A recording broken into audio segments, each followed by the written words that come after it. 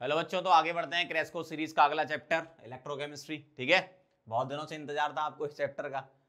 Start करते हैं। सबसे पहला टॉपिक इलेक्ट्रोकेमिकल सेल। इसमें हम डिस्कस करने वाले हैं डेनियल सेल। ठीक है, होता क्या है, ये अरेंजमेंट है डेनियल सेल का। इसमें दो कंपार्टमेंट है, बेसिक वर्किंग समझा देता हूं। दो कंपार्टमेंट है। लेफ्ट वाले कंपार्टमेंट में होता है 1 मोलर ZnSO4 का सॉल्यूशन, और ये जो रॉड होती है ये Zn की रॉड होती है, या Zn इलेक्ट्रोड बोलते हैं इसे। इधर जो रॉड है या इलेक्ट्रोड है वो कॉपर की है, और ये है 1 मोलर CuSO4 का सॉल्यूशन। ठीक है, जैसे ही स्विच को क्लोज करते हैं काम शुरू हो जाता है।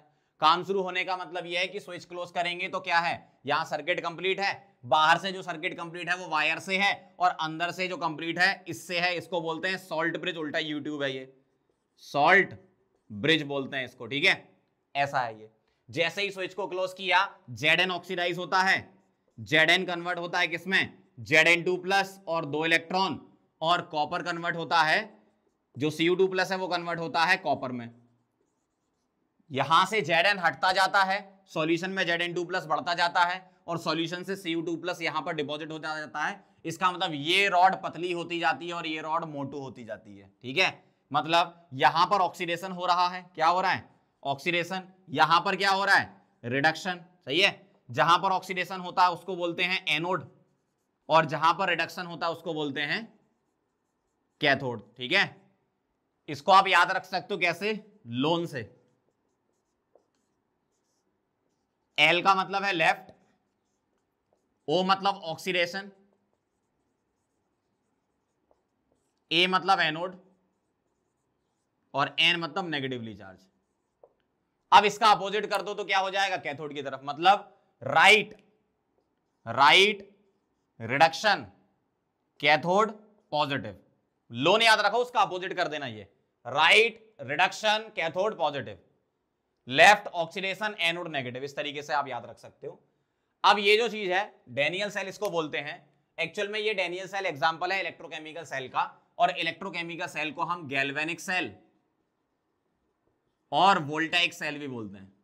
ठीक है, गैल्वेना और वोल्टा तो साइंटिस्ट थे, उनके नाम पर है ये। गैल्वेनिक या वोल्टाइक सेल बोलो या इलेक्ट्रोकेमिकल सेल बोलो, और उसका एग्जांपल है अगर Zn और कॉपर के साथ आपने बनाया है तो वो हो जाएगा डेनियल सेल। अब मेन बात आती है यहां पर एक ये कि ऑक्सीडेशन एनोड पर हो रहा है तो Zn2+ में कन्वर्ट हो रहा है, और Cu2+ कॉपर में कन्वर्ट हो रहा है। तो हो क्या रहा है यहां पर, इस जगह Zn2+ की कॉन्सेंट्रेशन क्या होती जा रही है, बढ़ती जा रही है। किसके कंपेरिजन में, SO4 के कंपेरिजन में, लेफ्ट कंपार्टमेंट में। और इधर क्या हो रहा है, कॉपर 2 पॉजिटिव की कॉन्सेंट्रेशन कम होती जा रही है, और रिलेटिवली SO4 की कॉन्सेंट्रेशन बढ़ेगी किधर, राइट साइड। तो इधर पॉजिटिव चार्ज बढ़ता जाएगा, इधर नेगेटिव चार्ज बढ़ता जाएगा। तो इलेक्ट्रिकल न्यूट्रलिटी मेंटेन करने के लिए सॉल्ट ब्रिज से आयन का फ्लो होता है। इसके बारे में आगे हम डिटेल में डिस्कस करेंगे। अभी अपन इस सेल का रिप्रेजेंटेशन कर लेते हैं। अभी मैं सॉल्ट ब्रिज बताऊंगा तब मैं आपको समझा दूंगा। चलो स्टार्ट करते हैं अपन सेल रिप्रेजेंटेशन से। सेल रिप्रेजेंटेशन, सेल को कैसे रिप्रेजेंट किया जाता है, इसका तरीका यह है कि सॉल्ट ब्रिज के लिए अपन ऐसे लगाते हैं 2 डंडे, और यहां एक एक डंडा लगाते हैं। इसका मतलब क्या है, इसका मतलब यह है कि लेफ्ट साइड हम लिखेंगे ऑक्सीडेशन, तो Zn से Zn2+, और राइट साइड हम लिखेंगे रिडक्शन, मतलब लेफ्ट साइड एनोड वाला पार्ट और राइट साइड कैथोड वाला पार्ट। जो सॉलिड है वो सॉलिड लिख दो, जो आयन है वो एक्वस लिख दो ऐसे। ठीक है, और ये क्या है, सॉलिड, ऐसा। तो ये है सेल रिप्रेजेंटेशन। अब आपको सेल रिप्रेजेंटेशन से सेल रिएक्शन लिखना आना चाहिए। सेल रिएक्शन कैसे लिखते हैं, बहुत इजी मेथड बता रहा हूं आपको। क्या, आपको सेल रिप्रेजेंटेशन अगर दिया जाए, क्योंकि एग्जाम में सेल रिप्रेजेंटेशन दिया जाता है, तो आप क्या करो, यहां खड़े हो जाओ, ऐसे हाथ फैला लो। ये क्या है, लेफ्ट, ये क्या है, राइट। ठीक है, तो लेफ्ट राइट। इसी तरीके से आप इधर खड़े हो जाओ, ठीक, फिर से हाथ फैला लो। ये क्या है, लेफ्ट, और ये क्या है, राइट। इस तरीके से लेफ्ट को लेफ्ट से और राइट को राइट से जोड़ दो, तो Zn plus Cu2 positive gives Zn2 positive plus Cu। समझ गए बात को, इस तरीके से आप सेल रिएक्शन लिख सकते हो। अब आता है यहां बात किस पर, सेल पोटेंशियल डिफरेंस पर। सेल पोटेंशियल डिफरेंस, जिसको हम ईएमएफ ऑफ द सेल भी बोलते हैं, ईएमएफ ऑफ द सेल या ई सेल। ठीक है, और यहां नॉट लगा दे रहा हूं। नॉट का मतलब क्या होता है, स्टैंडर्ड स्टेट। नॉट का मतलब क्या है, स्टैंडर्ड स्टेट। आप जानते हो स्टैंडर्ड स्टेट 180 एम प्रेशर और 298 केल्विन टेम्परेचर, स्टैंडर्ड स्टेट। ठीक है, नॉट का मतलब स्टैंडर्ड स्टेट होती है। क्या है स्टैंडर्ड स्टेट? फिर बोल रहा हूं, pressure 1 atm, temperature 25 degree centigrade या 298 केल्विन और कॉन्सेंट्रेशन 1 मोलर। तो सेल पोटेंशियल डिफरेंस कैसे लिखोगे देखना जरा, आप मुझे बताओ पोटेंशियल डिफरेंस कैसे लिखते हो?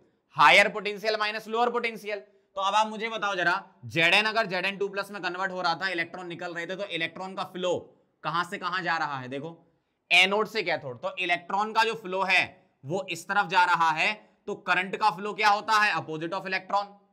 इसका मतलब हायर पोटेंशियल से लोअर पोटेंशियल करंट जाता है, आपको पता ही है। तो हायर पोटेंशियल पर ये है और लोअर पोटेंशियल पर ये है। इसका मतलब हायर पोटेंशियल का ई नॉट, हायर पोटेंशियल मतलब कौन सा हो गया? कैथोड, और लोअर वाला ई नॉट क्या हो गया? एनोड। अब आईयूपीएसी ने जो ये बोला है वो क्या बोला है कि जो भी हम पोटेंशियल लिया करेंगे वो हम रिडक्शन पोटेंशियल माना करेंगे। तो ई नॉट आर लिख दिया मैंने, मतलब रिडक्शन पोटेंशियल। अभी मैं न्यूमेरिकल करके बताऊंगा कैसे अप्लाई करना, वो भी सीख जाओगे। अभी मैं समझा रहा हूं आपको basic theory. E naught cell क्या होता है?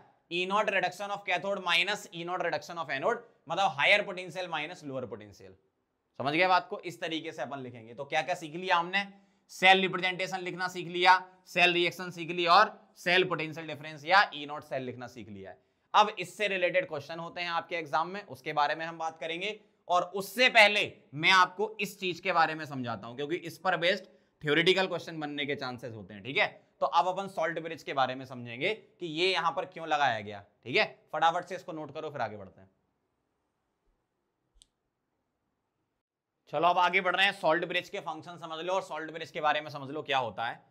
एक्चुअल में ये जो सॉल्ट ब्रिज है, इसके अंदर, सॉल्ट ब्रिज के अंदर क्या होता है, इसमें दो चीजें होती हैं, ध्यान से लिखना है। इसमें दो चीजें हैं, एक तो है अपने पास इनर्ट इलेक्ट्रोलाइट, इनर्ट इलेक्ट्रोलाइट, और उसके साथ होता है paste of polysaccharide, gelatin, albumin वगैरह है ना, पॉलीसैकेराइड, जिसको हम बोलते हैं अगर अगर। क्या बोलते हैं? अगर अगर। ठीक है, तो इसमें इनर्ट इलेक्ट्रोलाइट के साथ क्या होता है? पेस्ट ऑफ पॉलीसैकेराइड होता है। इनर्ट इलेक्ट्रोलाइट क्या होते हैं? ऐसे इलेक्ट्रोलाइट जिसके आयन मेन सेल रिएक्शन में पार्ट नहीं लेते हैं। फिर सुन लो, इनर्ट इलेक्ट्रोलाइट वो इलेक्ट्रोलाइट है जिसके आयन मेन सेल रिएक्शन में पार्ट नहीं लेते हैं। अब ये इनर्ट इलेक्ट्रोलाइट कौन कौन से ले सकते हो आप? KNO3,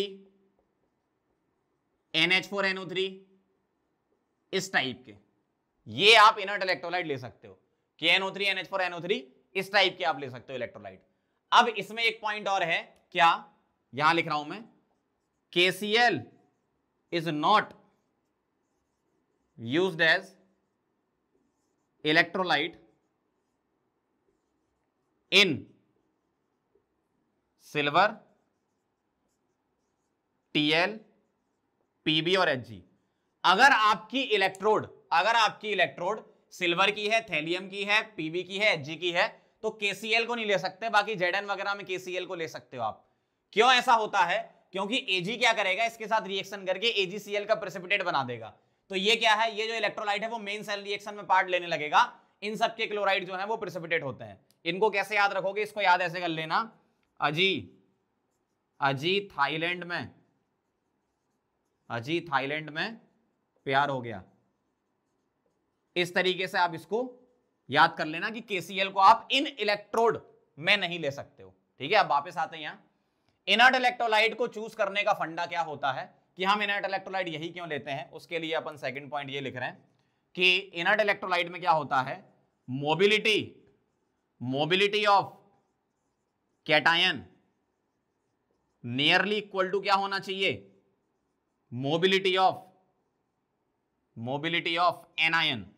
तो ऐसे इलेक्ट्रोलाइट चूज करो जिसमें कैटायन की मोबिलिटी और एनायन की मोबिलिटी नियरली सेम हो, मतलब जितना तेजी से कैटायन भागे उतना तेजी से एनायन भागना चाहिए टू मेंटेन इलेक्ट्रिकल न्यूट्रलिटी। और मोबिलिटी का मतलब आप ऐसे समझ लो, velocity of ion in solution को ही हम मोबिलिटी बोलते हैं, ऐसा बोल दो आप। ठीक है, तो होता क्या है याद करो, इधर जो लेफ्ट साइड वाला पार्ट था Zn वाला, उसमें कैटायनिक कॉन्सेंट्रेशन बढ़ रही थी और इधर एनायनिक बढ़ रही थी। तो अगर मान लो मेरे पास इसमें KNO3 है सॉल्ट ब्रिज में, तो K+ और NO3- है। यहां कौन सी चार्ज बढ़ रहा था? पॉजिटिव चार्ज बढ़ रहा था। तो इलेक्ट्रोलाइट इधर से, इनर्ट इलेक्ट्रोलाइट से एनायन का फ्लो होगा एनोड की तरफ। ध्यान से सुनना, यहां पॉजिटिव चार्ज बढ़ रहा था, क्यों? इस तरफ Zn2+ की कॉन्सेंट्रेशन बढ़ रही थी, किसके मुकाबले में? SO4 के मुकाबले में, सही बात है। और राइट साइड क्या हो रहा था? इस तरफ Cu2 पॉजिटिव की कॉन्सेंट्रेशन कम हो रही थी और SO4 की कॉन्सेंट्रेशन बढ़ रही थी, सही बात है। तो यहां किसका फ्लो होगा? कैटायन का, टू मेंटेन इलेक्ट्रिकल न्यूट्रलिटी। इसलिए मैंने बोला जितना तेजी से ये भागे उतना तेजी से ये भागना चाहिए, ठीक है। तो ये होता है सॉल्ट ब्रिज। क्या क्या चीजें इसमें होती हैं?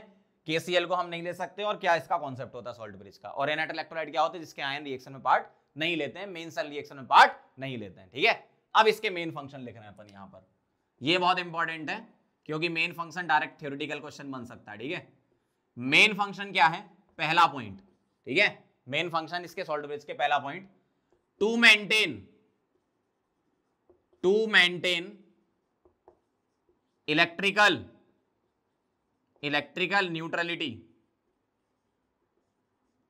न्यूट्रलिटी मेंटेन करने के लिए। दूसरा, टू कंप्लीट इनर सर्किट। बाहर से तो वायर से कनेक्टेड रहता है, अंदर से हम सॉल्ट ब्रिज लगाते हैं। To complete inner circuit without mixing of two solutions. और तीसरा, to reduce liquid junction potential. अगर आपने सॉल्ट ब्रिज में यहां कुछ नहीं भरा तो यहां से कैटायन की कॉन्सेंट्रेशन बढ़ रही है तो इस तरफ पॉजिटिव चार्ज आ जाएगा, और यहां से एनायन की कॉन्सेंट्रेशन बढ़ रही है तो इधर नेगेटिव चार्ज आ जाएगा। तो प्लस माइनस के बीच में क्या हो जाएगा? यहां पर एक पोटेंशियल डेवलप हो जाएगा, ठीक है। तो उसको रिड्यूस कर देता है ये, ठीक। उसके लिए अपन यहाँ कॉटन वूल वगैरह भी लगा देते हैं।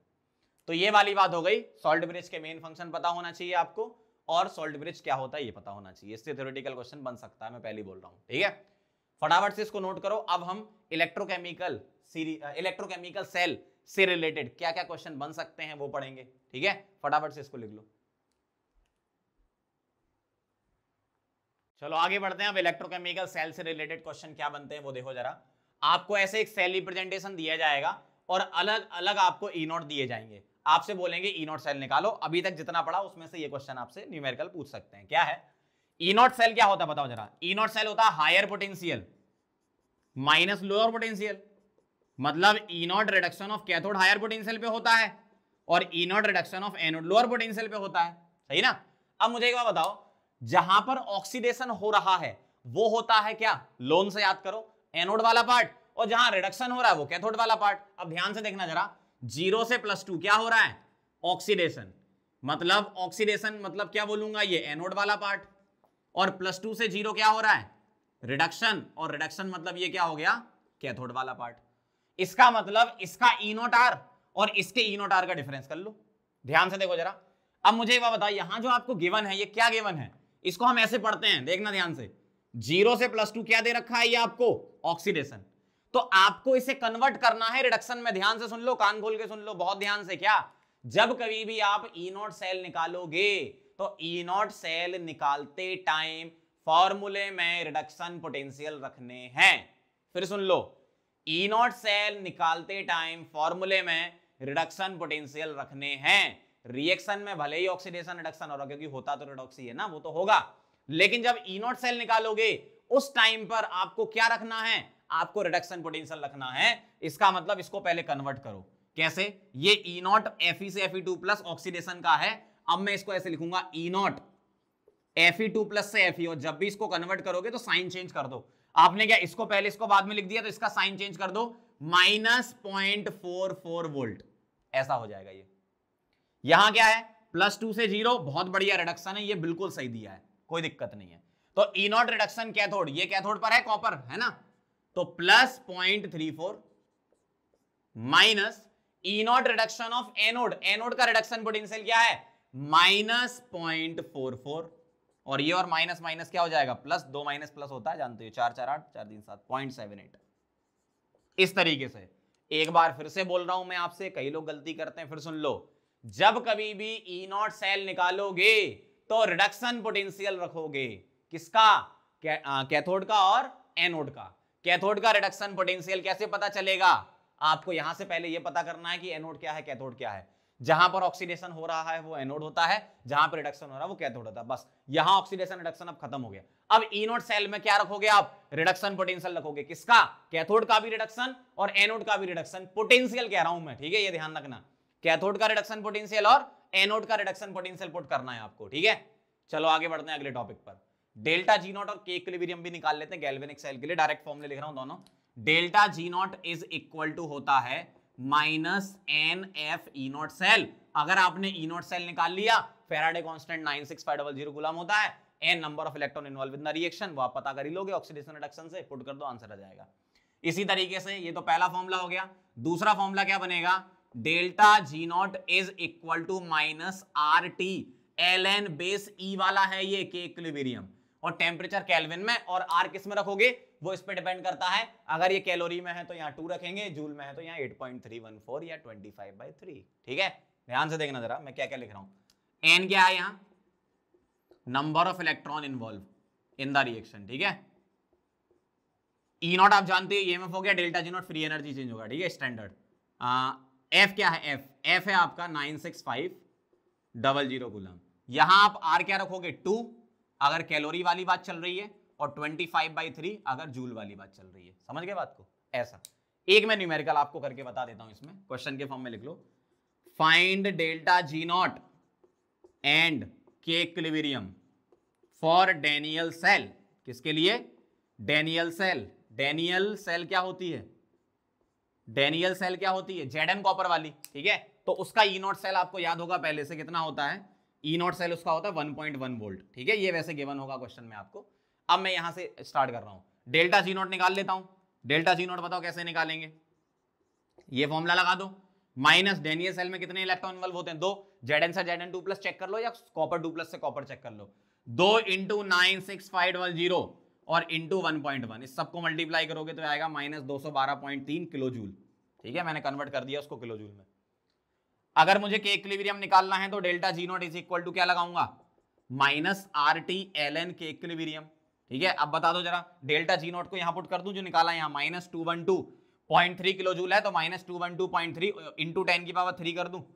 आर रख रहा हूं माइनस 25/3, और टेम्परेचर रख रहा हूं क्या? 298 रख रहा हूं, क्योंकि नॉट पे निकालना है, ठीक है।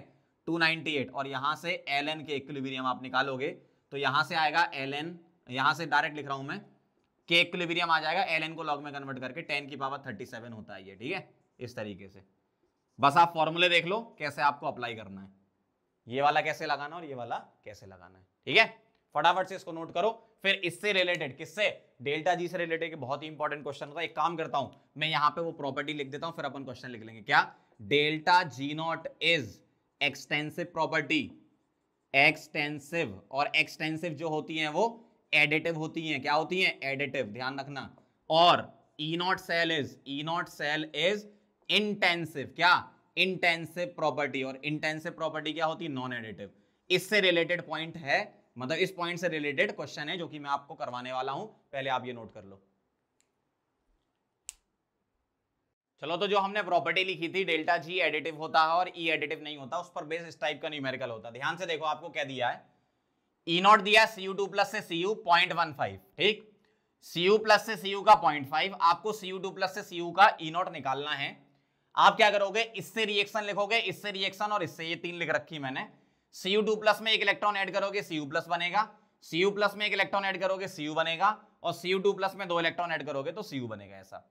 अब आप 1 और 2 की हेल्प से थर्ड इक्वेशन बनाओ। बताओ क्या करें? 1 और 2 को सीधे सीधे ऐड कर दो। इसका मतलब equation number 3 is equal to equation number 1 plus 2। लेकिन इनका ई ऐड मत करना, डेल्टा जी ऐड करना। मतलब थर्ड वाले का मैं बोल रहा हूं डेल्टा G3 नॉट, फर्स्ट वाले का बोल रहा हूं डेल्टा G1 नॉट, और सेकंड वाले का डेल्टा G2 नॉट, ऐसे। और डेल्टा जी और ई वाला फॉर्मूला लगा दो, माइनस N3F E3 नॉट, इधर क्या आएगा? माइनस N1F E1 नॉट, इधर क्या आएगा? Minus N2F E2 not. सही है। अब मैं क्या कर रहा हूं? माइनस F कॉमन ले रहा हूं, इधर से इधर से और इधर से, वो कट जाएगा। क्या बचेगा? N3 E3 naught is equal to N1 E1 naught plus N2 E2 naught. इस तरीके से आप लिख सकते हो, बहुत इजी होता है। N3 क्या है? थर्ड वाले में कितने इलेक्ट्रॉन इन्वॉल्व हो रहे हैं? 2, तो 2 times E3 naught is equal to पहले वाले में एक इलेक्ट्रॉन इन्वॉल्व हो रहा है और उसका ई नॉट क्या है 0.15, ठीक है, और प्लस 2 वाले में कितने इलेक्ट्रॉन इन्वॉल्व, एक, और उसका E2 क्या है 0.5 और 0.15 हो जाएगा 0.65 और E3 naught is equal to 0.65 divided by 2, ये आपका E3 नॉट आ गया, कितना आ जाएगा 0.325 वोल्ट, इस तरीके से। और E नॉट पॉजिटिव आने का और डेल्टा जी नेगेटिव आने का मतलब क्या होता है, अगर मैं आपसे बोलूं कंडीशन फॉर स्पॉन्टेनिटी, तो आपको ये पता है कि डेल्टा जी 3 नॉट क्या होना चाहिए नेगेटिव, इसका मतलब क्या है E3 नॉट क्या होना चाहिए पॉजिटिव, इसका मतलब रिएक्शन स्पॉन्टेनियस है और E3 नॉट ये आ रहा है इसका, समझ गए बात को। इस तरीके का क्वेश्चन होता है, फटाफट से इसको नोट करो फिर आगे बढ़ते हैं। चलो आगे बढ़ते हैं, अगला टॉपिक है अपना नर्स्ट इक्वेशन। नर्स्ट इक्वेशन हम लिखते हैं जब कभी भी कॉन्सेंट्रेशन आपको डिफरेंट दी जाए तब आपको ई सेल निकालना हो तो उसके लिए हम नर्स्ट इक्वेशन लिखते हैं। ध्यान से देखना जरा मैं क्या लिख रहा हूं यहां पर। अगर मेरे पास रिएक्शन है alpha A plus beta B, इससे बन रहा है gamma C plus delta D, इसको मैंने सॉलिड ले लिया, इसको मैंने एक्वस मतलब कोई आयन होगा, इसको मैंने गैस ले लिया और इसको एक्वस ले लिया, तो हम नर्स्ट इक्वेशन से डायरेक्ट ई सेल कैसे लिखते हैं, E cell is equal to होता है E naught cell standard EMF minus 0.059 जिसको 0.06 लिख रहे हैं डिवाइडेड बाय एन, एन मतलब number of electron involve in the reaction, और लॉग के अंदर हम लिखते हैं क्यू। अब क्यू होता है रिएक्शन कोसेंट, वो कैसे लिखते हैं, अगर कभी एक्वस होगा तो कॉन्सेंट्रेशन और गैस होगा तो प्रेशर लिखना, सॉलिड छोड़ देना, तो यहां सॉलिड छोड़ दो, यहां क्या लिखोगे कॉन्सेंट्रेशन ऑफ सी की पावर गामा डिवाइडेड बाय, यहां एक्वस है तो कॉन्सेंट्रेशन ऑफ ए की पावर अल्फा, यहां गैस है तो प्रेशर ऑफ बी की पावर बीटा, ठीक है, इस तरीके से आपको लिखना होता है इसमें, और इसको सॉल्व कर लोगे आंसर आ जाएगा। जैसे एक मैं न्यूमेरिकल आपको करवा देता हूं फटाफट से, इसका क्या करोगे आप, सबसे पहले इसकी रिएक्शन लिख लो, क्या मैंने बताया था लेफ्ट राइट कर लो, लेफ्ट को लेफ्ट से और राइट को राइट से जोड़ दो। अब मुझे एक बात बताओ, ये तो मेटल है तो ये सॉलिड है, ये आयन हो गए तो एक्वस लिख दिया, बैलेंस कर लो, यहां 2 और इधर 2 कर दूंगा तो हो गई बैलेंस। अब मैं लिख रहा हूं क्या, E cell is equal to क्या E naught cell minus 0.06 divided by N, log के अंदर क्या लिखूंगा मैं, देखना Mg2 प्लस का कॉन्सेंट्रेशन, बहुत ध्यान से, डिवाइडेड बाय Ag प्लस की कॉन्सेंट्रेशन का होल स्क्वायर। अब वैल्यू पुट कर रहा हूं, ई नॉट सेल आ गया 3.17 माइनस 0.06 बाई 2 लिख दूं मैं, या तो आप Mg0 से प्लस 2 2 का चेंज, या Ag प्लस 1 से 1 1 का चेंज इंटू 2 2 का चेंज, आप दोनों में से किसी भी तरीके से निकाल सकते हो। लॉग Mg2 प्लस कॉन्सेंट्रेशन क्या है 10 की पावर -1 और Ag प्लस क्या 10 की पावर -3 का होल स्क्वायर, और ये ऊपर जाएगा तो 10 की पावर -6 प्लस 6 बन जाएगा और -1 तो 10 की पावर 5 उधर आएगा, तो 3.17 माइनस 0.03 लिख दूं इंटू लॉग के अंदर क्या आएगा 10 की पावर प्लस में 5 आएगा, सही है, और 5 आगे आ जाएगा तो ये क्या हो गया 3.17 माइनस 0.03 इंटू 5 और 5 इंटू 3 ये कितना हो गया 15, तो 3.17 माइनस 0.15, ठीक है। थोड़ा सा सॉल्व कर लो, 7 में से 5 चला गया, कितना बचा 2, 1 में से 1 गया 0, 3.01 आएगा यहाँ पे, सही है ना, 3.01 वोल्ट, तो ये क्या आ गया आपका ई सेल, ये ध्यान रखना। अब यहां पर एक कंडीशन, मतलब समझ गए आप कैसे लगाना है ना। अब यहां पर एक कंडीशन में लिख रहा हूं क्या, एट इक्विलिब्रियम, ये ध्यान रखना, एट इक्विलिब्रियम ई सेल क्या होता है 0, ठीक है, and Q is equal to क्या होता है, रिएक्शन कोएफिशिएंट क्यू क्या होता है के इक्विलिब्रियम। तो मैं यहां पर क्या लिख सकता हूं, ई सेल को 0 कर दूंगा तो E naught cell is equal to क्या आ जाएगा 0.06 बाय एन लॉग के अंदर के इक्विलिब्रियम। तो एक ये फॉर्मूला होता है ई नॉट सेल और के इक्विलिब्रियम का, कभी अगर इस पर बेस्ड क्वेश्चन आ जाए तो आप इसमें अप्लाई कर देना डायरेक्ट, ठीक है। फटाफट से इसको नोट करो, फिर अपन कॉन्सेंट्रेशन सेल के बारे में समझ लेते हैं। चलो आगे बढ़ते हैं, फटाफट से कॉन्सेंट्रेशन सेल के बारे में समझ लो। कॉन्सेंट्रेशन सेल क्या होती है, same material is present with different concentration और प्रेशर, ठीक है। जैसे पहले मैं कॉन्सेंट्रेशन चेंज करके दिखाता हूं, फिर प्रेशर चेंज करके बताऊंगा। अगर मेरे पास कॉन्सेंट्रेशन सेल है तो सबसे पहली बात तो ये कि कॉन्सेंट्रेशन सेल के लिए ई नॉट सेल 0 होता है, ये ध्यान रखना आप, क्योंकि मटेरियल सेम है और नॉट का मतलब स्टैंडर्ड स्टेट, तो दोनों जगह अगर कंडीशन सेम है मटेरियल सेम है तो काय का पोटेंशियल डिफरेंस, मतलब ई नॉट सेल क्या हो जाएगा 0, ये ध्यान रखना। इक्विलिब्रियम पे ई सेल 0 होता है, कॉन्सेंट्रेशन सेल के लिए ई नॉट सेल 0 होता है, ध्यान रखना है ये। अब देखो जरा, अगर मैं एक कॉन्सेंट्रेशन सेल का एग्जांपल लिखूं Zn से Zn2 प्लस और Zn2 प्लस से Zn, दोनों जगह मटेरियल सेम है, ये सॉलिड ये एक्वस और ये एक्वस, लेकिन ये C1 मोलर का है और ये C2 मोलर का है। तो यहां पर ई सेल कैसे निकलता है, ई नॉट सेल तो 0 रखोगे, तो मैं डायरेक्ट लिख रहा हूं नस्ट इक्वेशन अप्लाई करके, क्या 0.06 बाय n, और n यहां पे 2 होगा इसका, ठीक है।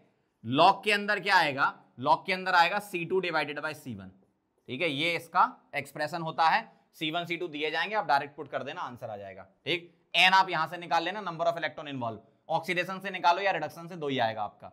अब यहां मैं लिख रहा हूं क्या, condition for spontaneity, condition for spontaneity, अगर ये स्पॉन्टेनियस वर्क करे तो उसके लिए कंडीशन ये है कि ई सेल पहले ऐसे कनेक्ट करो, क्या डेल्टा जी ये क्या होना चाहिए, लेस देन 0, तो ई सेल क्या होना चाहिए, ग्रेटर देन 0, और ये पॉजिटिव कौन बनाएगा, C2 बड़ा और C1 छोटा, तो C2 बड़ा और C1 छोटा होना चाहिए। इसी तरीके से दूसरी, ये तो पहला एग्जांपल हो गया, ठीक है, फर्स्ट। सेकंड, अगर मैं SH ले लूं, स्टैंडर्ड हाइड्रोजन इलेक्ट्रोड अगर लगा दूं, तो ऐसे लिख रहा हूं मैं, प्लेटिनम H2 से H प्लस और H प्लस से H2, इस तरीके से। लेकिन अब मैंने क्या करा, P1 और P2 प्रेशर ले लिए, क्योंकि ये गैस है, ठीक है, और ये क्या है आपका एक्वस, तो इसकी मैंने कॉन्सेंट्रेशन 1 मोलर ले ली। अगर प्रेशर वेरी करते हैं तो ई सेल जो लिखोगे वो कैसे लिखोगे, वो लिखोगे 0.06 डिवाइडेड बाय n, और यहां भी n की वैल्यू 2 आएगी, क्यों, 0 से +1 1 का चेंज, लेकिन 2 हाइड्रोजन तो 2 का चेंज। लॉग के अंदर आएगा यहां पर P1 डिवाइडेड बाय क्या, P2, और यहां जो कंडीशन आएगी स्पॉन्टेनिटी की वो क्या आएगी, ध्यान से देखना, कंडीशन फॉर स्पॉन्टेनिटी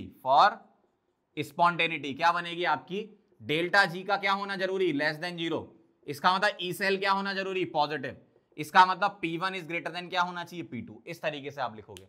अगर मेरे पास क्लोरीन वाली इलेक्ट्रोड आ गई तो उसको कैसे लिखेंगे, ध्यान से देखना, प्लेटिनम Cl2 से Cl- ऐसा लिखा रहता है, और Cl- से Cl2, और यहां प्लेटिनम, ठीक है, यहां भी प्लेटिनम लगा लो, गैस के लिए प्लेटिनम वायर यूज करते हैं, ठीक है।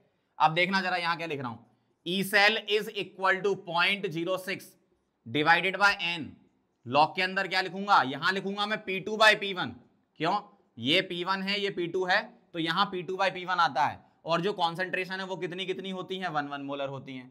तो यहां जो कंडीशन आएगी वो क्या आएगी, कंडीशन फॉर स्पॉन्टेनिटी, वो क्या बनेगी आपकी, देखना यहां जो कंडीशन बनेगी वो ये बनेगी, अगर मैं ऐसा बोलूं डेल्टा जी क्या लेस देन 0, तो ई सेल क्या होना चाहिए, पॉजिटिव, और ई सेल पॉजिटिव कौन बनाएगा, P2 is greater than P1 for chlorine. तो ये ध्यान रखना, अगर SHE होगा तो अपना P1 ग्रेटर देन P2, और अगर क्लोरीन होता है तो P2 ग्रेटर देन P1 होता है, ठीक है। इसका रिप्रेजेंटेशन हम इस तरीके से भी कर सकते हैं, क्या, इसका एक और रिप्रेजेंटेशन है क्या, प्लेटिनम, देखना H2 और बीच में बस HCl लिख दिया, तो वो अंडरस्टूड है क्या, कि वो आप ऐसे स्प्लिट कर सकते हो। इसी तरीके से इसमें भी कर सकते हो, क्या, PT Cl2 HCl और Cl2, तो वो भी अंडरस्टूड है पहले से ही, उसको आप ऐसे स्प्लिट करके लिख सकते हो। यहां प्रेशर P1, यहां P2, यहां P1, यहां P2, समझ गए बात को। तो ये फॉर्मूले डायरेक्ट याद रखना, अगर इस पर बेस्ड न्यूमेरिकल आया, वैसे तो वो जितना अभी तक मैंने पढ़ाया पहले उससे रिलेटेड क्वेश्चन पूछ सकते हैं। अगर थोड़ा सा और अच्छा क्वेश्चन पूछना होगा तो इन फॉर्मूले पर बेस्ड क्वेश्चन होंगे, तो आप इनको डायरेक्ट याद करके जाना, सीधे अप्लाई करना। अगर SHE आए तो ये लगाना है, Cl आए तो ये लगाना है, और अगर कोई मेटल वगैरह आए तो ये लगाना है, ठीक है। फटाफट इसको नोट करो, फिर आगे बढ़ते हैं। चलो तो आप आगे बढ़ते हैं सेकंड पॉइंट पर। सेकंड जो पॉइंट है वो है इलेक्ट्रोकेमिकल सीरीज। पहला तो अपना इलेक्ट्रोकेमिकल सेल से रिलेटेड सारे टॉपिक मैंने करा दिया आपको, अब चलते हैं इलेक्ट्रोकेमिकल सीरीज से रिलेटेड। दूसरा क्वेश्चन यहां से बन सकता है, क्या, सिंपल सी सीरीज होती है हाइड्रोजन के रिस्पेक्ट में, बाकी सभी एलिमेंट के इलेक्ट्रोड पोटेंशियल निकाल लिए गए, स्टैंडर्ड रिडक्शन पोटेंशियल, उसके अकॉर्डिंग सीरीज बनाई गई। सीरीज क्या है, इस तरीके से है, लेकर 12 सरदार का नाम, मांगे अली महान, जानकर फेंके सीडी कोई नीचे, कहें सुनो प्यार है, ठीक है, इस तरीके से। क्यों आई आज हांगकांग में बिटनी पटाई, और किलो भर सोना लाई फ्री में, इस तरीके से है ये, ठीक है। लिख देता हूं फटाफट से मैं, क्या है, लेकर 12 सरदार का नाम मांगे अली महान जानकर फेंके सीडी कोई नीचे कहें सुनो प्यार है। ठीक है, क्यों आई आज, क्यों आई आज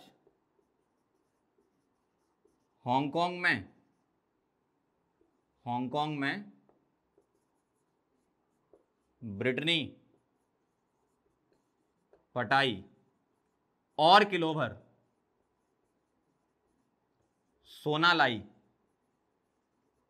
फ्री में। ठीक है, इस तरीके से आप याद कर लेना।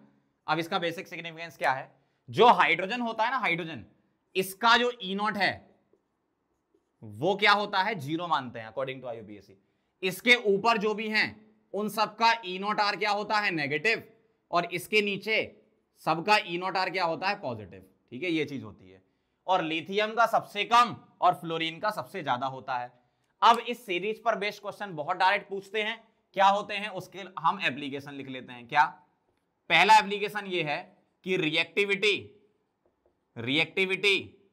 And reducing power, reactivity and reducing power, ये क्वेश्चन बहुत बार आया एग्जाम में ना, reactivity and reducing power top to bottom अगर आते हो, टॉप टू बॉटम तो लिखेंगे क्या, डिक्रीजेज।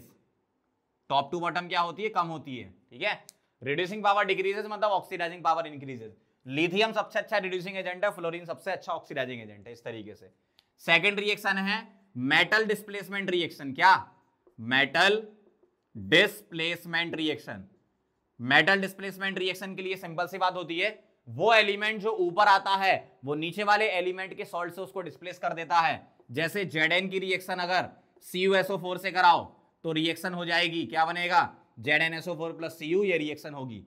लेकिन अगर आप ऐसा लिखो कॉपर प्लस ZnSO4 तो बताओ CuSO4 प्लस Zn बनेगा क्या, आप मना कर दोगे, क्यों, कॉपर नीचे आता है, Zn ऊपर आता है। इसी तरीके से नॉन मेटल डिस्प्लेसमेंट रिएक्शन होती है, कौन सी वाली, नॉन मेटल। नॉन मेटल में इसका ऑपोजिट है, नॉन मेटल डिस्प्लेसमेंट इसका ऑपोजिट है। क्या है इसमें, नॉन मेटल डिस्प्लेसमेंट में क्या है, नीचे वाला ऊपर वाले नॉन मेटल को डिस्प्लेस करता है, और इसमें आपको रिएक्शन मिलेंगी आयोडीन, ब्रोमीन, क्लोरीन और फ्लोरीन। यहां से मैंने उठा लिया ये चारों, इनमें रिएक्शन मिलती है। क्या, जैसे आपसे बोले F2 प्लस KI, क्या रिएक्शन होगी, तो फ्लोरीन नीचे आता है, आयोडीन का सॉल्ट ऊपर है, इसका मतलब आयोडीन ऊपर है उस सॉल्ट में, इसका मतलब क्या हो गया, ये रिएक्शन होगी। यहां उल्टा होता है, नीचे वाला ऊपर वाले को डिस्प्लेस करता है, मेटल में ऊपर वाला नीचे वाले को डिस्प्लेस करता है। ठीक है, तो F2 प्लस KI क्या बना देगा, KF प्लस I2, डिस्प्लेसमेंट करा दो। अगर मैं बोलूं ऐसा बताना Cl2 की रिएक्शन KF से होगी क्या, बताओ, तो आप बोलोगे नहीं, क्यों, क्लोरीन ऊपर आता है फ्लोरीन से। इस तरीके के क्वेश्चन होते हैं। ठीक है, और इस टाइप के क्वेश्चन बहुत आए हैं आपको, कई बार तो वो क्वेश्चन में ई नॉट दे देंगे, तो सीधा ये पहचान लेना जिसकी ई नॉट की वैल्यू मोर नेगेटिव वो अच्छा रिड्यूसिंग एजेंट है, जिसकी ई नॉट की वैल्यू मोर पॉजिटिव वो अच्छा ऑक्सीडाइजिंग एजेंट है। ठीक है, इस तरीके से होता है। और कई बार सीधे एलिमेंट देके पूछ लेते हैं, कई बार आपको ई नॉट देके पूछ लेंगे, तो आप दोनों तरीके से क्वेश्चन कर सकते हो। ये सीरीज याद रखना, अगर ई नॉट नहीं दिया तो ये काम आएगी। ठीक है, फटाफट से नोट करो, फिर आगे बढ़ते हैं। चलो आगे बढ़ते हैं। इलेक्ट्रोकेमिकल सीरीज से रिलेटेड दो टाइप के क्वेश्चन हो सकते हैं, एक तो आपको ई नोट दिया जाएगा और एक नहीं दिया जाएगा। नहीं दिया जाएगा तो इलेक्ट्रोकेमिकल सीरीज याद होनी चाहिए, दिया जाता है तो कैसे करना, देखो चारों मेटल के आपको ई नॉट आर गिवन है, आपसे रिड्यूसिंग पावर पूछा है, तो मैंने क्या बताया था, जिसका मोर नेगेटिव में होगा ई नॉट आर वो अच्छा रिड्यूसिंग एजेंट है। तो मोर नेगेटिव में किसका है, एल का अच्छा रिड्यूसिंग एजेंट। फिर कौन सा है, Ba, फिर कौन सा है Na, और फिर कौन सा है Mg। इस तरीके से करना है। नेगेटिव में बड़ी वैल्यू देखनी है आपको, तो वो अच्छा रिड्यूसिंग एजेंट होगा। अगर आपको ई नोट नहीं दिया है तो आप डायरेक्ट करोगे, उसके लिए आपको इलेक्ट्रोकेमिकल सीरीज याद होनी चाहिए। क्या, लेकर 12 सरदार का नाम, मांगे अली महान, जानकर फेंके सीडी को नीचे का सुनो प्यारे, क्यों आई आज। ये हो गया काम, देखो तो ये इसका रिएक्टिविटी का ऑर्डर हो गया। तो इस तरीके से आपको क्वेश्चन अप्रोच करना है इलेक्ट्रोकेमिकल सीरीज से रिलेटेड। फटाफट से नोट करो, फिर आगे बढ़ते हैं। चलो आगे बढ़ते हैं तीसरे टॉपिक पर, इलेक्ट्रोलिटिक सेल। डायरेक्ट क्वेश्चन आता है एग्जाम में, ध्यान से देखना जरा। इलेक्ट्रोलिटिक सेल क्या होता है, ऐसा डिवाइस जहां पर इलेक्ट्रोलिसिस की प्रोसेस हो, या अपन दोनों में डिफरेंस अगर देखें किसमें, इलेक्ट्रोकेमिकल सेल और इलेक्ट्रोलिटिक सेल में, तो इलेक्ट्रोकेमिकल सेल में केमिकल एनर्जी से इलेक्ट्रिकल एनर्जी प्रोड्यूस होती है, और यहां पर हम इलेक्ट्रिकल एनर्जी देकर केमिकल एनर्जी प्रोड्यूस कराते हैं, मतलब रिएक्शंस कराते हैं, ठीक है, ऐसा है। तो अब आप जरा ध्यान से देखना क्या होता है यहां पर, ये जो इलेक्ट्रोड लगी हैं ये है इनर्ट इलेक्ट्रोड, क्या है ये, इनर्ट इलेक्ट्रोड, ये किसकी होंगी, प्लेटिनम की या फिर ग्रेफाइट की होती है इनर्ट इलेक्ट्रोड, ठीक है। और इसके अंदर कोई सॉल्यूशन भरा होता है, तो इसके अंदर अपन ने ले लिया, मान लो सबसे पहले मैं आपको बता देता हूं, अगर इसमें मॉल्टन या फ्यूज्ड सॉल्ट का सॉल्यूशन हो, मतलब यहां पर क्या है, मॉल्टन और फ्यूज्ड सॉल्ट, फिर मैं आपको एक्वस वाला बताऊंगा, ठीक है, फ्यूज सॉल्ट से NaCl, ठीक है, मेरे पास NaCl है, तो होगा क्या, यहां पर पॉजिटिव वाला पार्ट है तो ये मैं प्लस टर्मिनल लिख दूंगा, इसको यहां पर एनोड बोलते हैं, और नेगेटिव वाले पार्ट को यहां पर मैंने लिख दिया क्या, कैथोड लिख दिया, ठीक है, इस तरीके से। अब मुझे एक बात बताओ, NaCl है तो कैसे टूटेगा, बताना जरा, NaCl है तो ये टूटेगा Na+ में और Cl- में। अब एनायन किधर जाएगा और कैटायन किधर जाएगा, बहुत आसान है, C for anion, sorry C for cation और C फॉर कैथोड, ठीक है, A फॉर एनायन होता है, यहाँ C फॉर एनायन बोल रहे हैं, A for anion, A for anode, C for cation, C for cathode, ठीक है, ध्यान से देखना जरा। तो इन दोनों में से एक कैटायन है, तो एट कैथोड कैटायन जाएगा, Na+, ये क्या करेगा, इलेक्ट्रॉन लेकर क्या बना लेगा, Na सॉलिड, और एट एनोड पर क्या है, एनायन क्या, Cl नेगेटिव, तो ये क्या करेगा, हाफ Cl2+ इलेक्ट्रॉन देगा। अब आपसे पूछेंगे प्रोडक्ट ऑफ इलेक्ट्रोलिसिस बता दो फटाफट से क्या होंगे, तो मैं ये बोलूंगा कि जब कभी भी मॉल्टन NaCl या फ्यूज्ड NaCl होगा, सिर्फ NaCl पानी नहीं है, तो मैं बोलूंगा प्रोडक्ट ऑफ इलेक्ट्रोलिसिस जो होंगे वो क्या होंगे, प्रोडक्ट्स ऑफ इलेक्ट्रोलाइसिस, ये क्या होंगे, मैं लिखूंगा sodium Na solid deposited at cathode, और लिखूंगा Cl2 gas evolved at anode, ये होते हैं प्रोडक्ट ऑफ इलेक्ट्रोलिसिस, ये आपसे पूछते हैं एग्जाम में डायरेक्ट। लेकिन आपसे मॉल्टन का क्वेश्चन बहुत रेयरली पूछेंगे, वो क्वेश्चन पूछेंगे एक्वस वाला, क्योंकि उसमें थोड़ा दिमाग लगता है। अगर मेरे पास एक्वस NaCl दिया जाए, क्या, ध्यान से देखना, एक्वस NaCl, तो इसमें लगेगा प्रेफरेंशियल डिस्चार्ज थ्योरी, क्या बोलते हैं इसको, प्रेफरेंशियल, ध्यान से समझना जरा, प्रेफरेंशियल डिस्चार्ज थ्योरी। अगर एक्वस NaCl दे दिया तो प्रेफरेंशियल डिस्चार्ज थ्योरी क्यों लगेगा, क्योंकि मेरे पास क्या क्या है, NaCl भी है, मतलब Na+ है और Cl- है, और एक्वस का मतलब पानी भी तो टूटेगा H+ और OH- में। अब मुझे एक बात बताओ, यहां दो कैटायन हैं, तो अब कोई एक कैटायन माइग्रेट करेगा, एक सॉल्यूशन में रहेगा, और दो एनायन है तो कोई एक एनायन माइग्रेट करेगा, एक सॉल्यूशन में रहेगा, ठीक है। अब ध्यान से देखना जरा, आपको पीडीटी दो केस में याद रखनी है। केस 1, अगर मुझे कैटायंस में डिसाइड करना है फॉर कैटायंस, तो क्या देखना है, जिसका E0R ज्यादा, E0R ज्यादा का मतलब टॉप टू बॉटम E0R बढ़ता है, ठीक है, क्योंकि ऊपर नेगेटिव नीचे पॉजिटिव रखते हैं इलेक्ट्रोकेमिकल सीरीज में। जिसका E0R ज्यादा मतलब जो कहां आ रहा है, टॉप टू बॉटम आप आ रहे हो, ठीक है, टॉप टू बॉटम, तो उसका हम बोलते हैं डिस्चार्ज पोटेंशियल कम, मतलब वो डिस्चार्ज हो जाता है, मींस E0R जिसका ज्यादा टॉप टू बॉटम में आपको आना है, that ion will migrate first, जिसका E0R ज्यादा है, बस ये ध्यान रखना है। अब मुझे बताओ Na+ और H+ में कौन नीचे आता है, सीधा हिंदी में समझो, क्या Na और H में इलेक्ट्रोकेमिकल सीरीज में कौन नीचे आता है, H नीचे आता है, तो H माइग्रेट करेगा, तो H+ क्या करेगा, इलेक्ट्रॉन लेके बना लेगा, H2 गैस निकलेगी, और ये कैटायन है तो कहां माइग्रेट करेगा, एट कैथोड, समझ गए बात को, Na+ सॉल्यूशन में ही रहेगा, H+ माइग्रेट करके H2 गैस निकलेगी। दूसरा केस, एनायन के लिए एज सच कोई हम इलेक्ट्रोकेमिकल सीरीज तो पढ़ते नहीं है, तो आप इसमें डायरेक्ट लिखोगे क्या, ईज ऑफ माइग्रेशन या tendency to migrate, ease of migration या टेंडेंसी टू माइग्रेट, मतलब कौन सा आयन पहले जाएगा, तो उसका ऑर्डर में लिख देता हूं, SO4 2-, NO3-, OH-, Cl-, Br- और फिर I-। अब बताओ जरा, Cl- और OH- में किसकी टेंडेंसी ज्यादा है, Cl- की, और ये एनायन है, तो एट एनोड, कहां पर, एनोड पर क्या होगा, Cl minus half Cl2 gas निकालेगा और इलेक्ट्रॉन रिलीज होगा। अब इसमें क्वेश्चन क्या बनेंगे, वही क्या लिखूंगा मैं, प्रोडक्ट ऑफ इलेक्ट्रोलिसिस। ध्यान से देखना जरा, आंसर क्या लिख रहा हूं, प्रोडक्ट्स ऑफ इलेक्ट्रोलाइसिस। देखना, पहला H2 गैस इवॉल्व एट, कहां पर, कहां था, कैथोड पर, ठीक है। और दूसरा Cl2 गैस इवॉल्व एट कहां पर, एनोड पे। अब एक क्वेश्चन और पूछेंगे इसमें, nature of solution after electrolysis. तो ये चला गया और ये चला गया, क्या बच गया, Na और OH, मतलब NaOH मतलब बेसिक। तो यहां लिख रहा हूं nature after electrolysis is basic, ठीक है। इस टाइप के क्वेश्चन आपके एग्जाम में, ये वाला पार्ट बहुत इंपॉर्टेंट है, ठीक है। अब मैं एक काम करता हूं, फटाफट से आपको एक टेबल बना के क्वेश्चन करवा देता हूं, इससे रिलेटेड क्या क्या क्वेश्चन आएंगे, लिख लो इसको पहले। चलो तो अब आगे बढ़ते हैं और कुछ क्वेश्चन देख लो किस टाइप के क्वेश्चन एग्जाम में आने के चांसेस होते हैं। देखना, एक्वस कॉपर सल्फेट प्लेटिनम या ग्रेफाइट, मतलब ये इनर्ट इलेक्ट्रोड वाले में ले रहा हूं पहले, तो ध्यान से देखो जरा। एक्वस का मतलब मेरे पास H+ होगा और OH- होगा। ध्यान से देखना क्या कर रहा हूं मैं, एक्वस मतलब H+ और यहां से कैटाइन क्या, Cu2+। अब बताओ H+ और Cu2+ में कौन सा नीचे आता है, Cu2+, और Cu2+ है कैटाइन, कैटाइन कहां जाएगा, कैथोड पर, और Cu2+ इलेक्ट्रॉन लेके क्या बना लेगा, कॉपर। तो कॉपर डिपॉजिट होगा कहां पर, कैथोड पर। एनाइन क्या है, SO4 2- और OH-।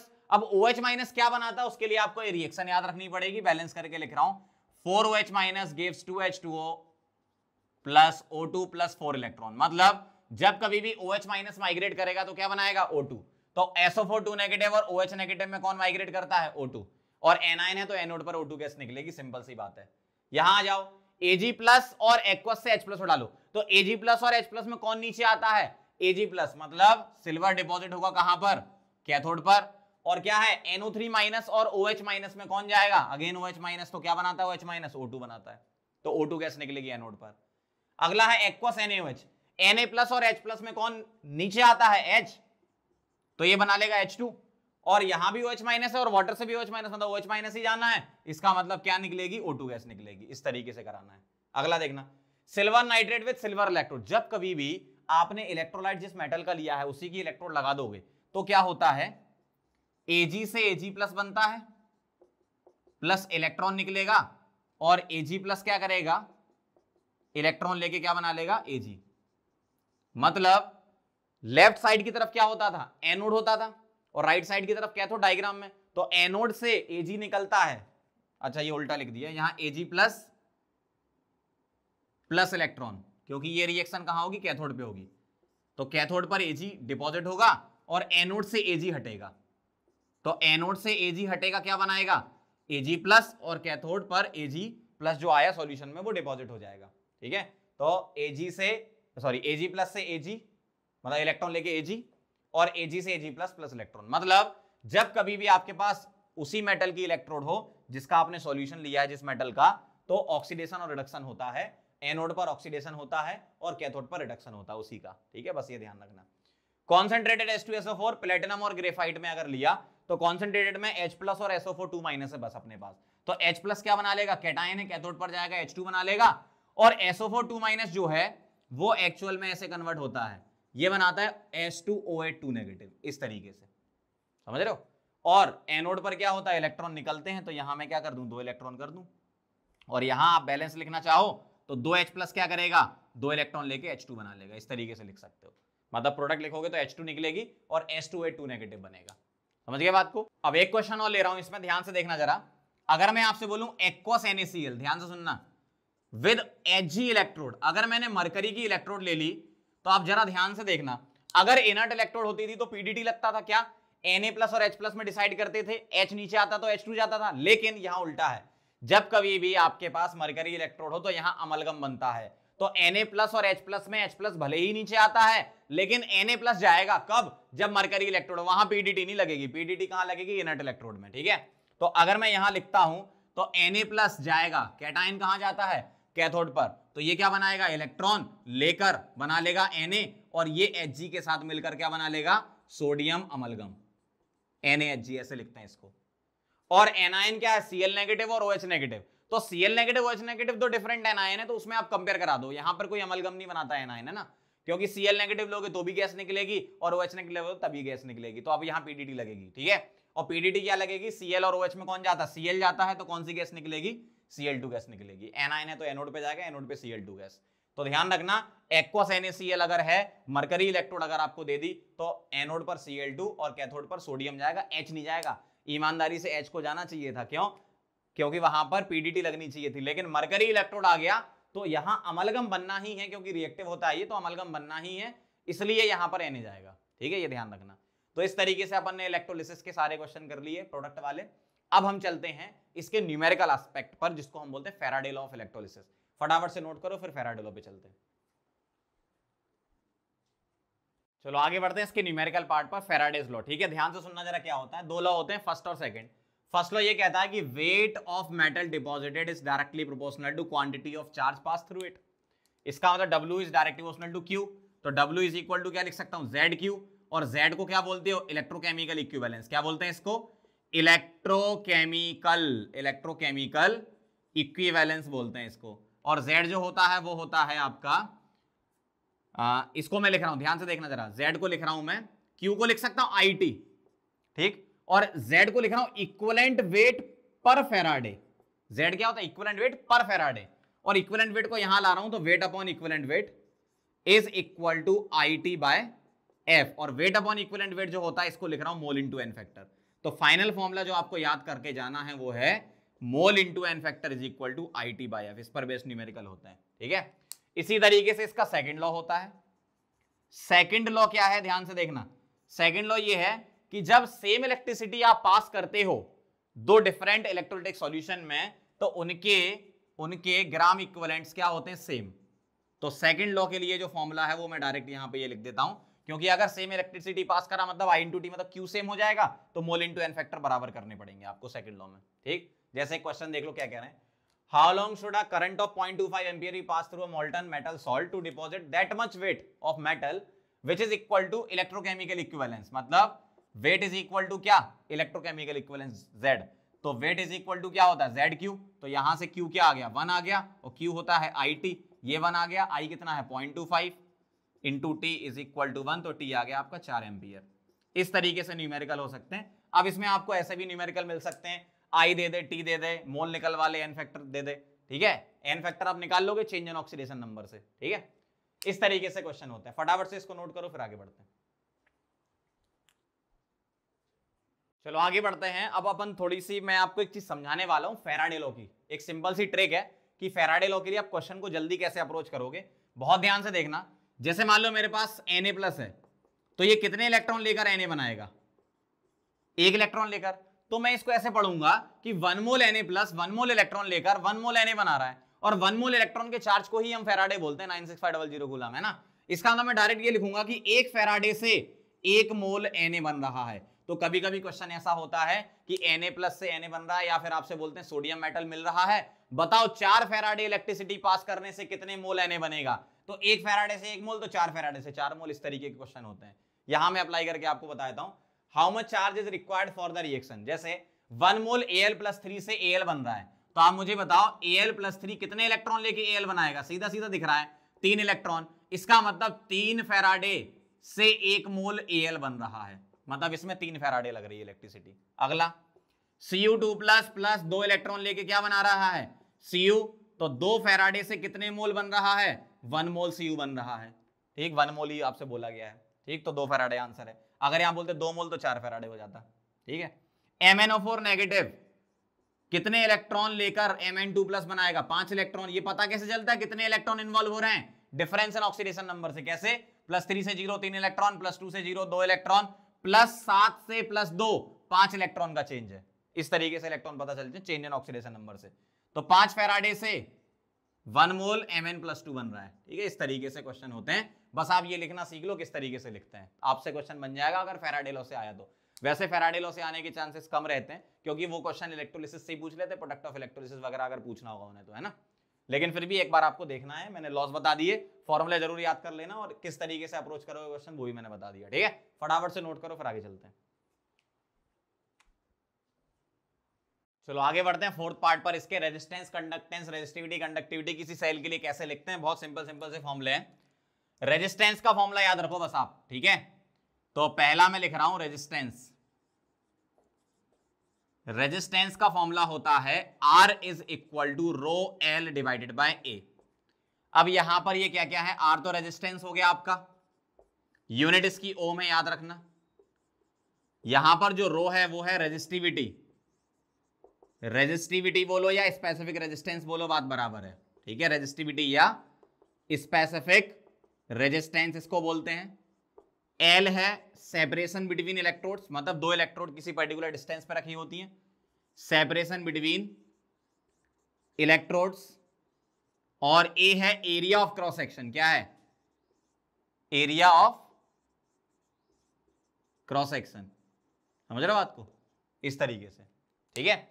तो रेजिस्टिविटी, स्पेसिफिक रेजिस्टेंस, बात बराबर, सेपरेशन बिटवीन इलेक्ट्रोड L हो गया, area of cross section A हो गया। ये यूजुअली सेंटीमीटर में दिया जाता है और ये सेंटीमीटर स्क्वायर में दिया जाता है, ठीक है।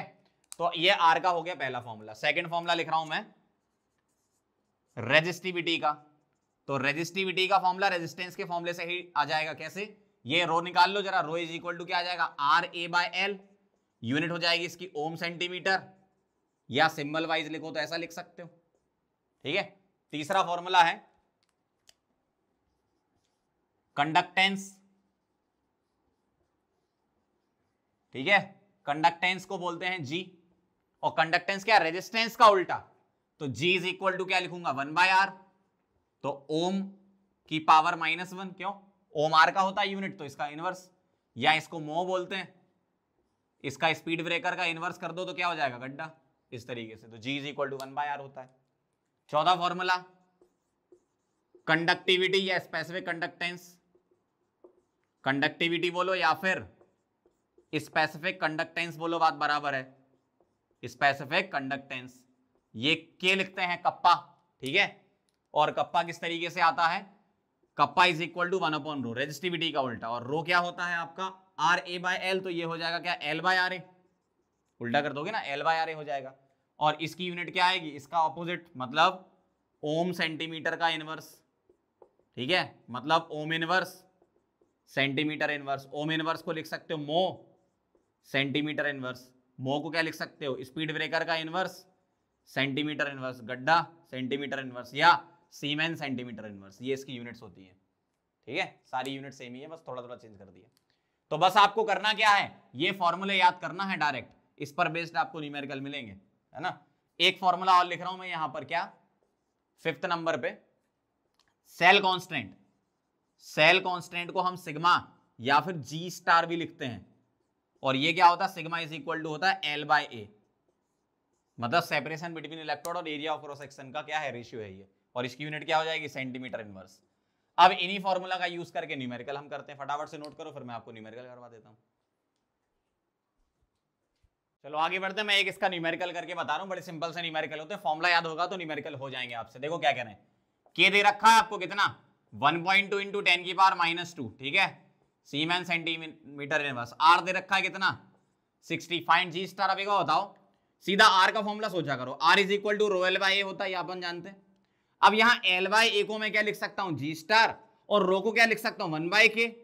तो ये बन गया आपका फॉर्मूला, क्या, G* is equal to R into K, और R क्या है आपका 60 है, और G*, सॉरी K कितना है 1.2 इंटू 10 की पावर -2, ठीक, मल्टीप्लाई कर लो, आंसर आ जाएगा, कितना हो गया ये 72 लिख दूं मैं इसको, भाई पॉइंट हटाया मैंने, एक जीरो गया, और 72 इंटू 12 इंटू 6 72 है ना, 10 की पावर -2 मतलब 0.72, और G* की यूनिट क्या, सेंटीमीटर इनवर्स। इस तरीके से लगाते हैं।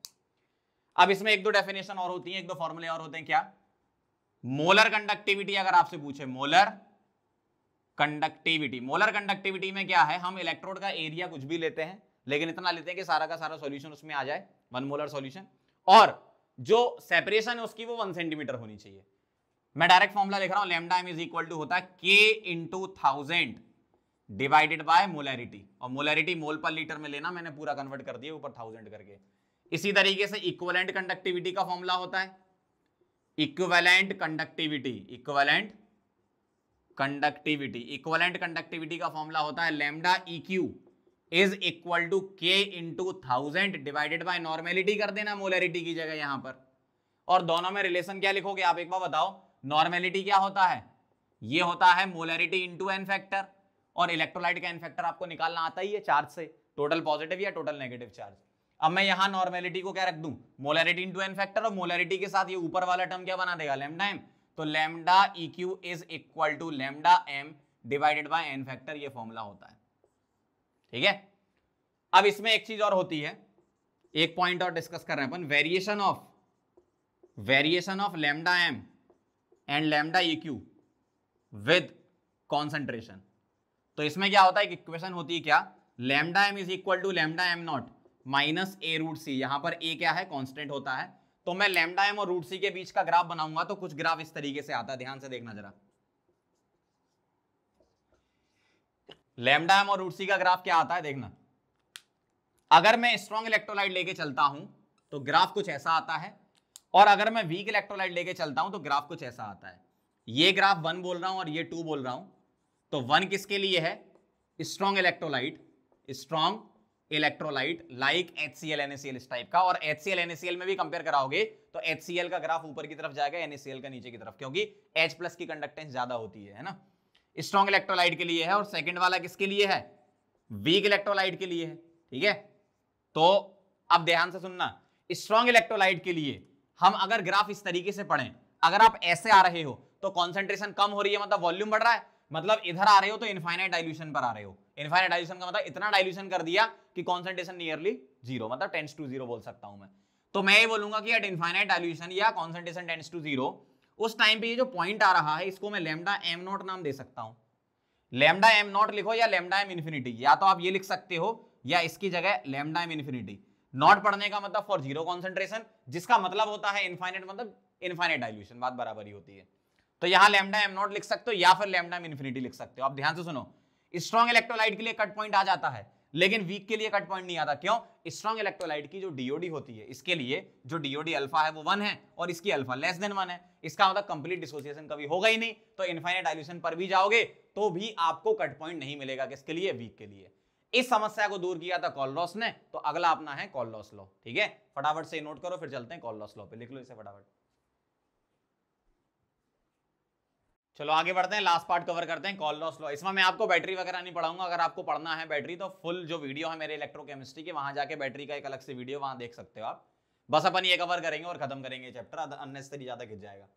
कॉलरॉस लॉ की अगर बात करें तो कॉलरॉस लॉ हम क्यों लगाते हैं, जो हमारे वीक इलेक्ट्रोलाइट हुआ करते थे उसकी अपन को जो अभी ग्राफ बनाया था उससे आप लिमिटिंग मोलर कंडक्टिविटी नहीं निकाल सकते हो, तो कॉलरॉस लॉ उसके लिए लगाते हैं अपन, ठीक है। और बाकी स्ट्रॉन्ग के लिए तो ये लग ही जाता है, वीक के लिए बनाया गया था। अगर मैं आपसे बोलूं कि मेरे पास इलेक्ट्रोलाइट है AXBY, तो इसको जरा तोड़ लो, क्या आएगा, XA Y plus plus YB X minus, इस तरीके से मैं लिखूंगा। तो अब अगर मुझे लिमिटिंग मोलर कंडक्टिविटी लिखनी है इलेक्ट्रोलाइट की, तो लैम्डा एम नॉट किसका, AXBY, नॉट की जगह आप इनफाइनाइट भी लिख सकते हो, क्या आएगा, X इंटू लैम्डा एम, ठीक है, ये पूरा लैम्डा आता है, लैम्डा एम नॉट किसका, AY प्लस का, ठीक है, और plus Y into lambda M not किसका, BX माइनस का, इस तरीके से लिखना है। अगर आपको इक्विवेलेंट कंडक्टिविटी लिखनी है तो ध्यान से सुनना जरा, इक्विवेलेंट कंडक्टिविटी में कोफिशिएंट मत लिखना बस। तो इक्विवेलेंट कंडक्टिविटी सीधा सीधा lambda EQ not AY plus plus lambda EQ not BX minus, इस तरीके से BX माइनस। तो ध्यान रखना, लिमिटिंग मोलर कंडक्टिविटी लिखते टाइम कोफिशिएंट आते हैं, इक्विवेलेंट में कोफिशिएंट नहीं आते हैं। जैसे एक एग्जांपल मैं आपको लिख के बताता हूं, मान लो CaCl2 है, इसके लिए मुझे लिखना है लैम्डा एम नॉट, तो क्या लिखूंगा, लैम्डा एम नॉट ऑफ क्या, Ca2 plus plus 2 times lambda M not क्या, Cl माइनस।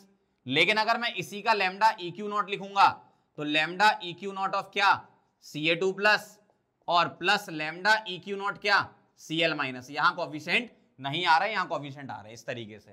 अब मेन आते हैं इसमें क्वेश्चन एप्लीकेशन बेस्ड, तो एप्लीकेशन ऑफ कॉलरॉस लॉ लिखो जरा, application of Kohlrausch law, KL लिख रहा हूं शॉर्ट फॉर्म में।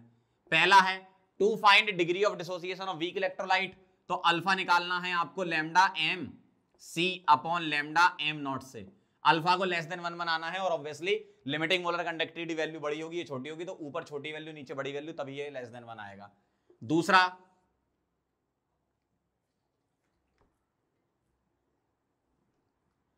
दूसरा है अगर आपको डिग्री ऑफ डिसोसिएशन की हेल्प से के निकालना है, जिसको बोलते हैं डिसोसिएशन कांस्टेंट, तो आप लगाओगे C alpha square upon 1 minus alpha. Alpha आप यहां से निकाल के यहां पुट कर दो। तीसरा, किसी स्पेरिंगली सॉल्युबल सॉल्ट के लिए अगर आपको केएसपी निकालना है तो पहले तुम्हें एस निकालना पड़ता है, तो के इंटू 1000 बाय एस, यहां से आप क्या करो एस निकालो, ये दिया जाएगा आपको और एस आ जाएगा। तो केएसपी का फॉर्मूला याद करो, आयनिक इक्विलिब्रियम में लिखा था एक्स की पावर एक्स, वाई की पावर वाई, एस की पावर एक्स प्लस वाई, ये हम अप्लाई कर देंगे।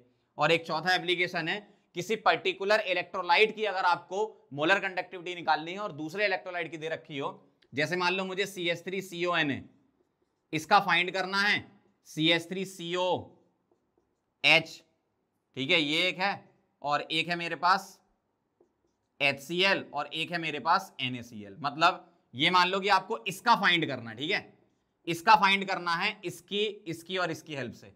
ध्यान से देखना मैं क्या लिख रहा हूं, इसका फाइंड करना, ये तीनों गिवन है जिसपे मैंने टिक लगाए।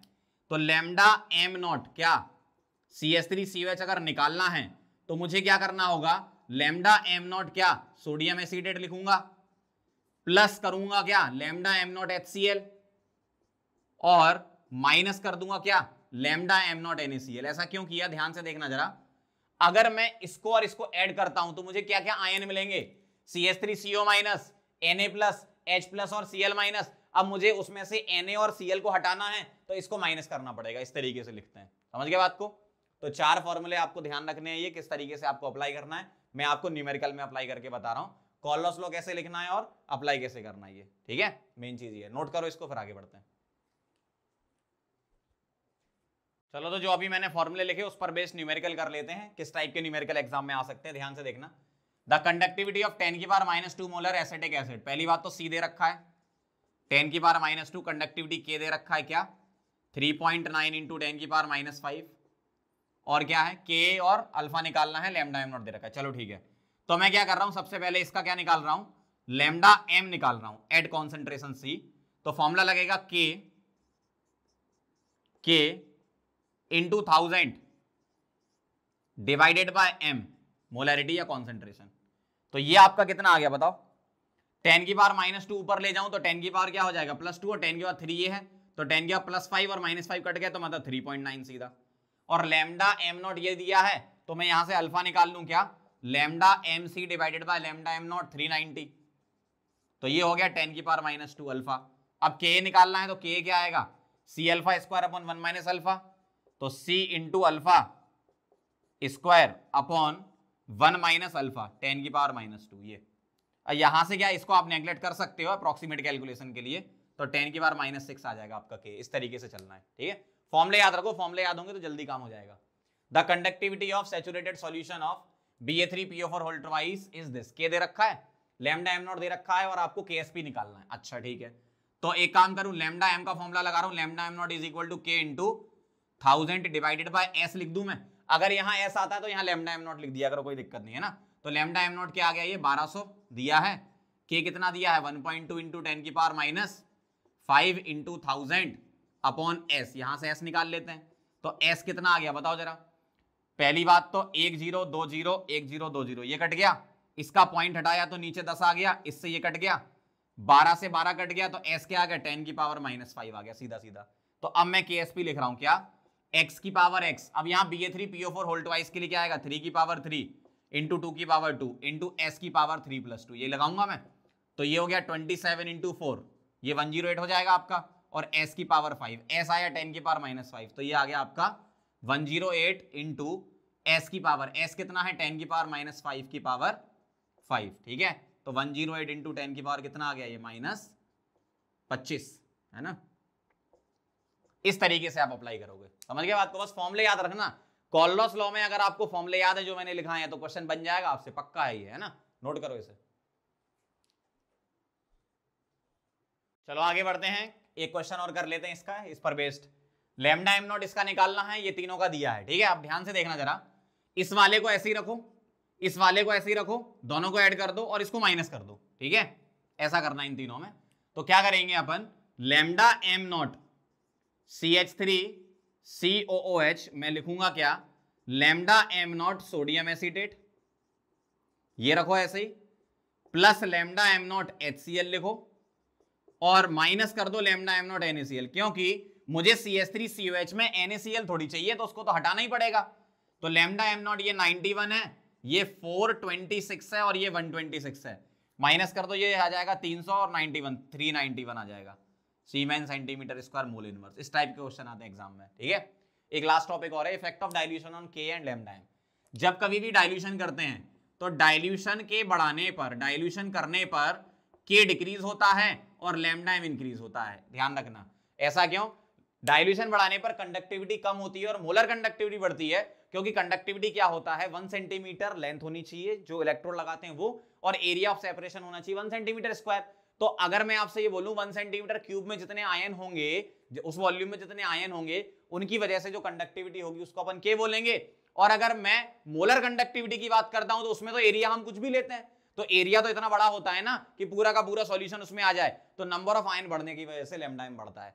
तो इसमें क्या होता है, डाइल्यूशन बढ़ाते हैं, effective number of ion per unit volume कम होता है तो K कम हो जाता है, लेकिन नंबर ऑफ आयन्स बढ़ते हैं तो लैम्डा एम बढ़ जाता है। याद रखना, लैम्डा एम बढ़ेगा तो लैम्डा EQ भी बढ़ेगा, ये भी ध्यान रखना। आप समझ गए बात को? तो इतना सारा था अपना इलेक्ट्रोकेमिस्ट्री में। क्या क्या टॉपिक थे फिर से मैं एक बार आपको बता देता हूं। Electrochemical cell, electrolytic cell, electrochemical series हो गई आपकी, ठीक है, कॉल्लोस लॉ हो गया, और इसके पहले का रेजिस्टेंस कंडक्टेंस ये हो गया, और प्रोडक्ट ऑफ इलेक्ट्रोलिसिस। इतने टॉपिक अब आपको अच्छे से करके जाना है, मतलब जितना मैंने पढ़ाया उतना रिवाइज कर लो, एंड टाइम में काम हो जाएगा आपका, ठीक है। क्वेश्चन आएगा तो आप आराम से बना लोगे, ठीक है। तो फटाफट से इसको नोट करो, फिर मिलते हैं नेक्स्ट चैप्टर में।